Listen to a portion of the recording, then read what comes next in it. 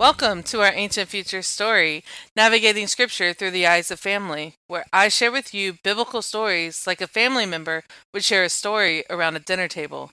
As children of God, we are a part of God's family, and His family story has a lot of history. Each week, we will take one story and talk about it, the cultural, historical, geographical, and sociological impacts. We will be looking at these stories from the perspective of our ancestors through the lens of ancient times in hopes of learning more about our family. This is our Ancient Future Story.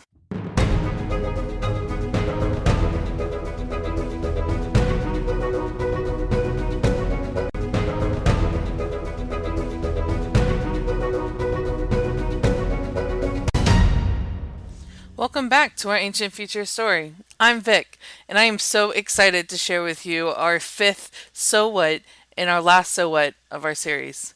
Today's So What is So What the elders blessed Ruth with the matriarchs. At the end of Ruth 4, when Boaz stands before the elders to redeem Ruth, the elders bless their union with the names of the matriarchs, Tamar, Rachel, and Leah. This struck me as odd because why would you pick those three matriarchs? I mean, Rachel and Leah make sense because they are the mothers of the tribes of Israel. But Tamar seems a bit random. So today we're going to dive into why they blessed them with these three matriarchs and how that actually affected Israel in the long run. So grab your cup of coffee or something to drink and let's dive into So What?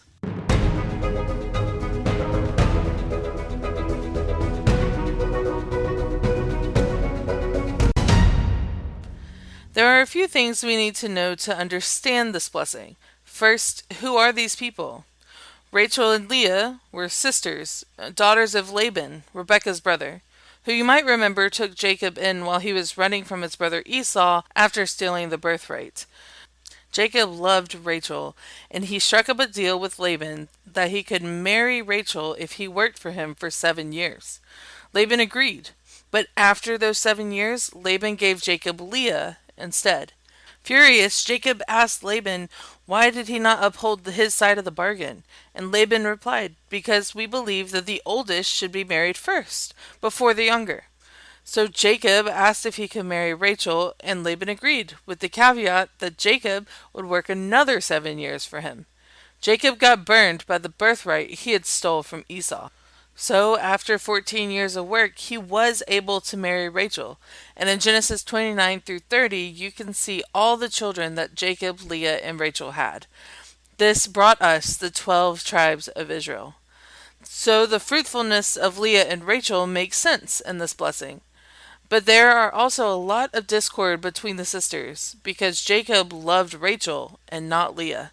A great example of this turmoil between them comes from Genesis chapter 30, 14 through 16, where Rachel traded a night with Jacob for food Reuben, Leah's son, had made.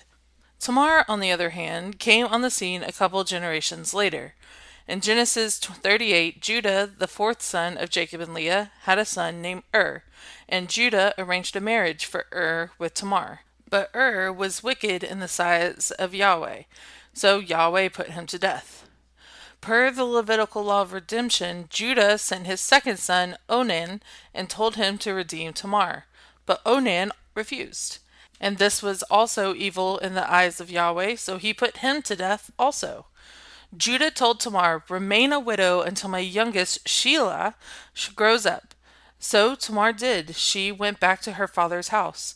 But when word got out that Judah was coming to town, she changed out of her widow garments and into prostitute gowns, because she had seen that Shelah had grown up and had not been given to her as a Levitical marriage. She tricked Judah into sleeping with her, but she takes his signet ring, cord, and staff. She will later use these to prove that he was indeed the father when she comes up pregnant a few months later. This was her way of ensuring the lineage of her late husband because Judah had refused to give her the younger brother to her per the Levitical marriage. So why does the elders bless Boaz and Ruth by Tamar? It could be because of the situation she was in. Tamar was involved in redemption process and blessed with twin boys. So perhaps the intent in this blessing was to say that Ruth would be blessed with a son who would carry on his father Elimelech's lineage. But there is also quite a bit of drama in her story as well. Which brings us to the other part we need to know about the blessing. Much like the oaths that were considered final, once they were given, they could not be changed or taken back. Same with blessings, like the one Isaac gave Jacob, or like Jacob gave the 12 sons of Israel because of who they are, kind of like a prophecy over their life. And we see a similar pattern with the blessing over Ruth in the generations to come. Ruth, indeed, blessed with a son who they named Obed, and Obed grows up to have a son named Jesse. Now, in our Bible, we do not know much about Jesse's history, his childhood, or how he grows up. We only refer to him as the father of David. But the Midrash, the ancient Jewish commentary, and other rabbi teachings give us some insight on who Jesse was and his part in the blessing. Jesse was the grandson of Boaz and Ruth, which, though he held a high position in the community as leading authority on the Torah, however, his legitimacy on the authority was called into question because of his grandmother's lineage from Moab. Some did not consider Jesse a true Jew because of this line. Jesse himself, gripped with this confusion and doubt over his own legitimacy, he felt that it was only right for him to divorce his wife, Nitzavit, because she was a pure Israelite and he was not. So Jesse went to a Canaanite maidservant. But this Canaanite maidservant informed Nitzavit of Jesse's plan and said, "Let us learn from your ancestors and replicate their actions. Switch places with me tonight, just as Leah did with Rachel."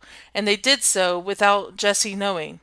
Nitzavit conceived David that night, and because it appeared that Nitzavit had been unfaithful, David and Nitzavit were hated. Look what happened. Jesse ended up in the same situation that Rachel and Leah and Jacob were in. Nitzavit was found out to be pregnant with David, causing David to be considered an abomination in his own family. So, why do we care that the elders blessed Boaz and Ruth with the matriarchs, Rachel, Leah, and Tamar?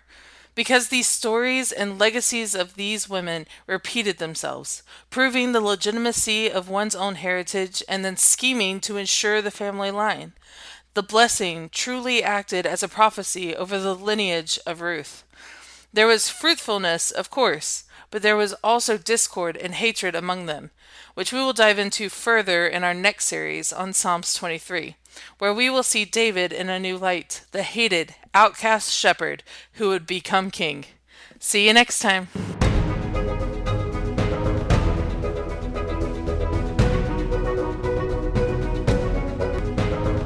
Thank you for listening to today's episode of our Ancient Future Story. I hope that you really enjoyed it. This episode was written and produced by Vic Harmon. Music is Embarking on an Adventure by Evan McDonald. Please support the show by subscribing and rating us. And be sure to follow us on Instagram and Facebook at Our Ancient Future Story. See you next time. Bye!